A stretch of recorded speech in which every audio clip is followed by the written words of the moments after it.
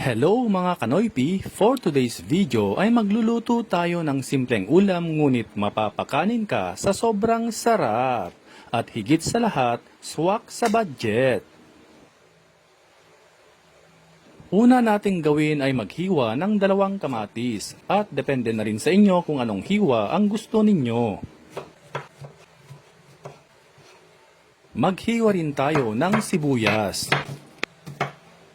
At syempre, bawang.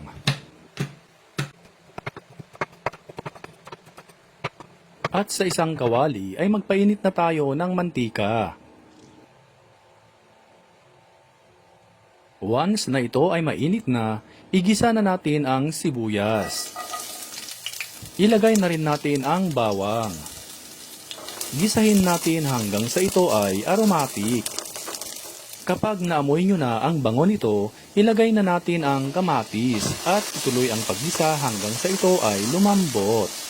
At kung nanonood ka pa rin at this point, paki-comment naman kung saang lugar kayo nanonood para alam namin kung saang lugar nakaabot ang video na ito. Kapag malambot na ang kamatis, ilagay na natin ang 2 lata ng sardinas na spicy flavor. Durugin natin ang isda nito at haluin ito ng maigi. Gisahin natin for a seconds.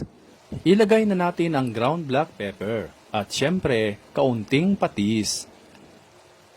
Haluin ito ng maigi bago natin lagyan ng kaunting tubig at hayaan natin itong kumulo.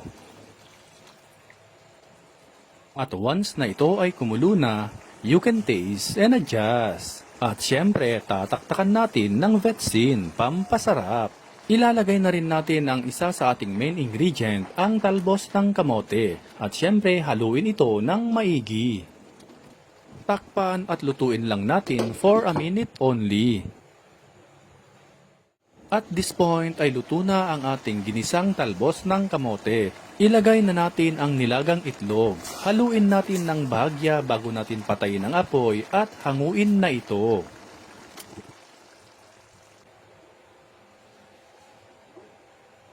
Sa sobrang mahal na ng mga bilihin ngayon mga Kanoypi at ang hirap pang mag-isip kung ano ang iluluto nating ulam sa araw-araw ay kahit papano ay makatulong sa inyo itong simpleng recipe natin ngayon. Simpleng ulam ngunit napakasarap at higit sa lahat, swak sa budget. Kaya ano pang hinihintay nyo mga Kanoypi? Itag at ishare nyo na ito sa mga friends at family ninyo. At sa lahat ng ating avid followers and viewers worldwide, maraming salamat po sa walang sawang pagsuporta. At kung bago ka pa lamang dito sa aming page, ay mag-follow ka na para updated ka lagi sa aming bagong recipe.